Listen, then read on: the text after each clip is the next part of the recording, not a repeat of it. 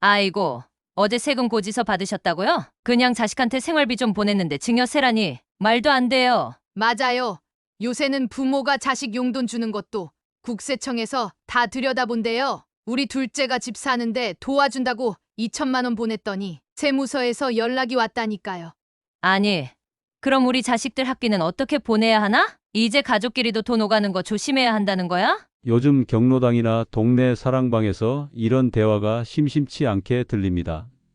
평생 모은 돈으로 자식을 돕고 싶은 마음, 너무나 당연한 일 아닐까요? 그런데 세상이 많이 바뀌었습니다. 이제는 가족 간 돈 거래도 국세청의 감시 대상이 되었으니 조심하지 않으면 큰 낭패를 볼 수 있습니다. 더 자세한 내용을 알고 돈 낭비가 되지 않으려면 구독, 좋아요 눌러주세요. 안녕하세요. 40년간 금융업계에 몸담았던 박영민입니다. 은행지점장을 마지막으로 은퇴했지만 지금은 노년층 금융상담사로 일하고 있습니다. 왜 이런 일을 하게 되었을까요? 제가 목격한 수많은 어르신들의 안타까운 사연 때문입니다. 78세 김영호 할아버지의 이야기를 들려드리겠습니다.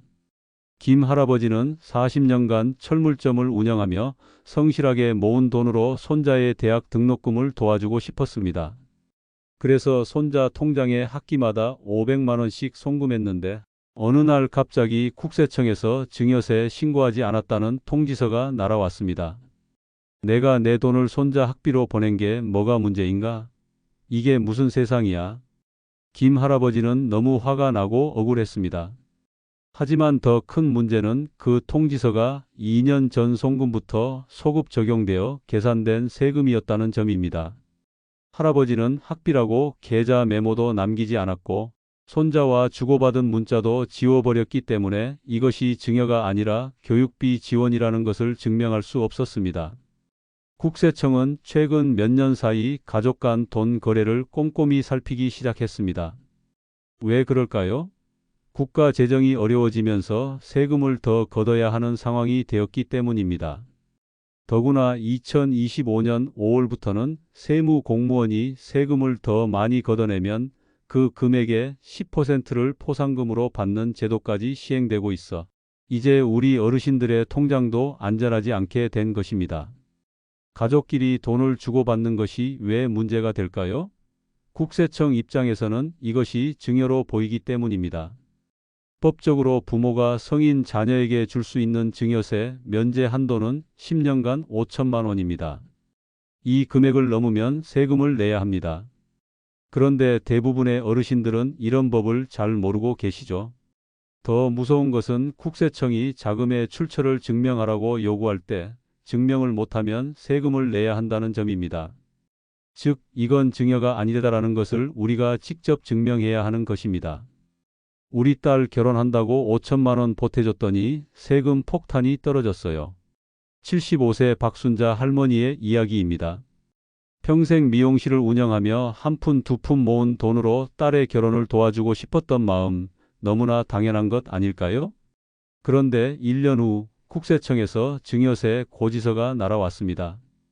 더구나 신고하지 않았다는 이유로 20%의 가산세까지 붙어 총 1,200만 원의 세금을 내야 했습니다. 평생 세금 꼬박꼬박 냈는데 내 딸 결혼 자금 도와준 게 왜 세금을 또 내야 하는지 도무지 이해가 안 돼요. 또 다른 사례, 67세 이정호 씨는 아들 가족이 갑자기 큰 수술을 해야 해서 3천만 원을 보내줬습니다. 그런데 이 돈이 증여로 간주되어 세금 문제가 생겼습니다. 이 씨는 병원비라고 계좌 메모도 남기지 않았고 급한 마음에 송금 후 어떤 증거도 남기지 않았습니다. 국세청은 왜 이 돈을 보냈는지 증명하라고 요구했고 이 씨는 당황했습니다. 수술 영수증을 제출했지만 그것이 정확히 이 송금과 관련 있다는 증거가 없어 결국 증여세를 내야 했습니다. 이제는 우리 어르신들도 가족에게 돈을 보낼 때 몇 가지 중요한 원칙을 알아두셔야 합니다. 첫째, 계좌 이체할 때는 항상 메모를 남기세요. 생활비, 병원비, 학비, 카드값 정산 등 명확하게 적어두면 나중에 국세청에서 문의가 와도 대응할 수 있습니다. 메모 한 줄의 차이가 수백만 원의 세금 차이를 만들 수 있습니다. 둘째, 문자나 카톡 내용도 보관하세요. 가족에게 병원비 보냈어, 이번 달 생활비 입금했어 같은 간단한 메시지를 남기고 이런 대화 내용을 지우지 마세요. 이런 증거 하나가 세금을 안 낼 수 있는 결정적 근거가 될 수 있습니다. 셋째, 큰 금액을 주고받을 때는 차용증을 작성하세요. 특히 결혼 자금이나 집 구입 자금처럼 큰 돈을 지원할 때는 빌려주는 것임을 명확히 해두면 증여세를 피할 수 있습니다. 놀라운 사실은 2억 1,700만 원까지는 이자 없이 빌려주어도 세법상 문제가 없다는 점입니다. 이 금액 이하라면 무이자로 자녀에게 돈을 빌려줄 수 있고 원금만 조금씩 갚아나가는 방식으로 진행하면 됩니다.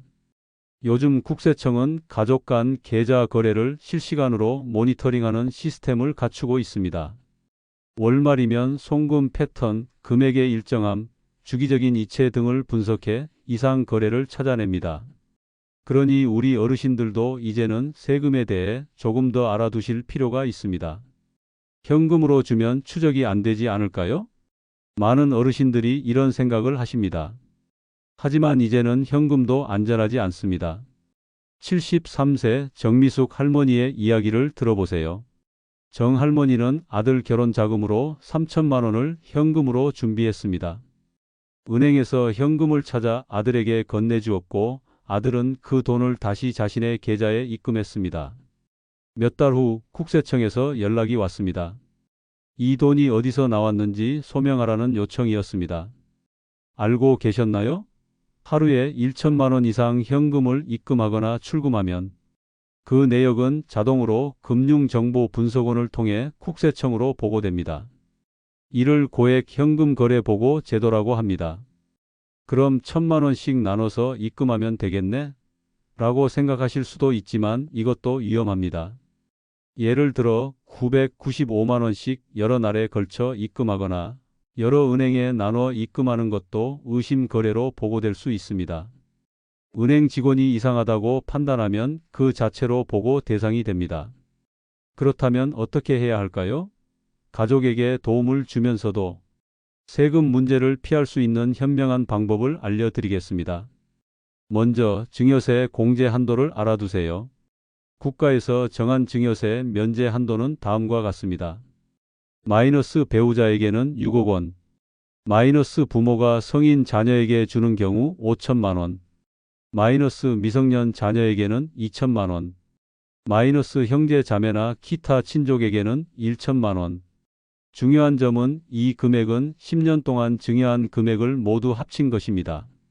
이 한도 내에서는 세금 없이 증여할 수 있습니다. 다음으로 차용증을 활용하세요. 2억 1,700만 원 이하의 금액은 무이자로 빌려주어도 세법상 문제가 없습니다. 예를 들어 자녀에게 집 구입 자금으로 2억 원을 지원하고 싶다면 증여가 아닌 대출로 처리하고 매월 조금씩 갚아나가는 방식을 선택하면 됩니다. 더 큰 금액을 지원하고 싶다면 가족 구성원 모두가 나눠서 차용증을 작성하는 방법도 있습니다. 예를 들어 마이너스 아버지가 자녀에게 2억 1,700만 원 무이자 차용, 마이너스 어머니도 자녀에게 2억 1,700만 원 무이자 차용. 이렇게 하면 4억 3천만 원까지도 세금 없이 자녀에게 지원할 수 있습니다. 만약 자녀의 배우자 쪽 부모님까지 돕는다면 총 8억 원 이상도 가능합니다. 단 주의할 점은 기록을 반드시 남겨야 한다는 것입니다. 매달 일정 금액 50만 원씩 원금을 상환하는 내역이 있어야 국세청에서 이를 증여가 아닌 대출로 인정합니다. 우리는 가족인데 뭐가 문제야? 이런 생각이 들 수도 있지만 요즘은 특히 다음 4가지 상황에서 국세청이 주목하고 있습니다. 실제 사례를 통해 어떻게 대처해야 할지 알아보겠습니다. 1. 명절이나 생일마다 정기적인 송금. 69세 이영수 할아버지는 매년 설날과 추석 그리고 손주들 생일마다 각각 300만 원씩 송금해 왔습니다. 일정한 금액이 정기적으로 나가자 국세청은 이를 계획적 증여로 의심했습니다. 해결책은 이체할 때 설날 용돈, 생일 축하금 등 명확한 메모를 남기세요. 또한 카톡이나 문자로 설날 용돈 보냈어, 맛있는 거 사 먹어와 같은 대화 내용을 남겨두면 좋습니다. 금액도 매번 조금씩 다르게 하는 것이 안전합니다. 2. 신용카드 사용 후 정산. 76세 김정희 할머니는 자녀의 신용카드를 빌려 쓰고 매달 카드값을 자녀 계좌로 보내고 있었습니다. 하지만 이 정산 내역이 정기적인 증여로 오해받았습니다. 해결책은 송금할 때 5월 카드값, 신용카드 사용분, 정산과 같이 명확한 메모를 꼭 남기세요. 가능하다면 카드 영수증도 보관하고 자녀와 카드 사용에 대한 대화 내용도 저장해 두세요. 3. 집 구입이나 결혼 자금 지원. 71세 박영호 씨는 아들 결혼 때 5천만 원을 지원했습니다. 그런데 증여 신고를 하지 않아 나중에 세금과 함께 가산세까지 납부해야 했습니다. 해결책은 큰 금액을 지원할 때는 증여세 신고를 하거나 차용증을 작성하세요. 매달 조금씩 원금을 상환하는 기록을 남기면 국세청도 이를 증여가 아닌 대출로 인정합니다. 2억 1,700만 원까지는 무이자로 빌려줄 수 있다는 점을 기억하세요. 4. 병원비나 교육비 대신 납부. 68세 최순영 할머니는 손주의 대학 등록금을 직접 학교에 납부했습니다. 하지만 국세청은 이것이 손주에 대한 간접 증여라고 판단했습니다. 해결책은 교육비나 의료비를 대신 납부할 때도 증거를 남기세요. 손주 대학 등록금이라고 메모를 남기고 영수증을 보관하세요. 자녀나 손주와 주고받은 대화 내용도 보관하면 더 좋습니다. 특히 주의해야 할 점은 국세청에서 한번 의심을 하면 과거 10년까지 거래 내역을 조사할 수 있다는 것입니다. 그리고 소명 책임은 우리에게 있습니다. 즉, 이건 증여가 아닙니다 라는 것을 우리가 증명해야 합니다. 세금 문제는 한번 발생하면 해결하기 어렵고 많은 스트레스를 받게 됩니다. 그러니 평소에 세금 관련 지식을 갖추고 가족과 돈을 주고받을 때 항상 기록을 남기는 습관을 들이는 것이 중요합니다. 아니, 우리 두뇌끼리 돈 주고받는 것도 세금 내야 한다고요? 요즘 세금 문제로 가장 많이 듣는 질문입니다. 40년간 금융기관에서 일했던 박서준 전 지점장의 조언을 들어보겠습니다. 많은 어르신들이 세금에 대한 지식 없이 가족에게 돈을 보내다가 큰 낭패를 보고 계십니다. 그러나 몇 가지 간단한 원칙만 지켜도 세금 걱정 없이 가족을 도울 수 있습니다. 이제 최종 정리와 함께 실천 가능한 5가지 황금 규칙을 알려드리겠습니다. 1. 증여세 면제 한도를 활용하세요. 마이너스 배우자 6억 원, 마이너스 성인 자녀 5천만 원, 마이너스 미성년 자녀 2천만 원, 마이너스 형제 자매 친족 1천만 원. 이 한도 내에서는 세금 없이 증여할 수 있습니다. 단 이 금액은 10년 동안의 누적 합계입니다. 2. 모든 송금에 메모를 남기세요. 가장 중요한 원칙입니다. 은행 앱으로 송금할 때 5월 생활비, 병원비 지원, 카드값 정산 등 명확하게 적어두세요. 나중에 국세청 조사가 들어와도 이런 메모 하나로 많은 문제를 해결할 수 있습니다. 3. 문자나 카톡 내용을 보관하세요. 엄마, 병원비 보냈어요. 아들, 이번 달 생활비 입금했어. 같은 간단한 대화도 중요한 증거가 됩니다. 이런 대화 내용은 절대 지우지 마세요. 4. 큰 금액은 차용증을 활용하세요. 자녀 결혼이나 집 구입 같은 큰 자금을 지원할 때는 증여가 아닌 대출로 처리하세요. 2억 1,700만 원까지는 무이자로 빌려줄 수 있고 매달 조금씩 원금을 상환하는 기록만 남기면 됩니다. 부부가 각각 2억 1,700만 원씩 빌려주면 4억 3천만 원까지, 자녀 배우자의 부모까지 합치면 8억 원 이상도 세금 없이 지원 가능합니다. 5. 현금 거래를 조심하세요. 하루에 1천만 원 이상 현금 거래는 자동으로 국세청에 보고됩니다. 나눠서 입금하는 것도 의심 거래로 보고될 수 있습니다. 투명하게 계좌 이체하고 증거를 남기는 것이 가장 안전합니다. 가장 위험한 상황들. 마이너스 정기적으로 같은 금액을 송금할 때, 마이너스 큰 금액을 한 번에 송금할 때, 마이너스 갑자기 현금으로 많은 금액을 입출금할 때, 마이너스 자녀 명의로 재산을 옮길 때, 아이고, 이렇게 복잡한데 어떻게 다 기억해요? 걱정 마세요. 세 가지만 기억하시면 됩니다. 1. 송금할 때 항상 메모 남기기. 2. 대화 내용 보관하기. 3. 큰 돈은 차용증 쓰기. 우리 어르신들 평생 열심히 모은 돈으로 자녀와 손주를 돕고 싶은 마음은 너무나 당연합니다.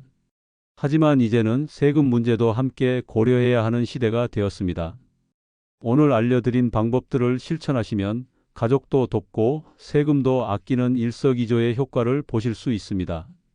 소중한 가족 간의 정과 재산이 세금 때문에 손해보는 일이 없기를 바랍니다. 돈 버는 것도 중요하지만 지키는 방법을 아는 것은 더 중요합니다.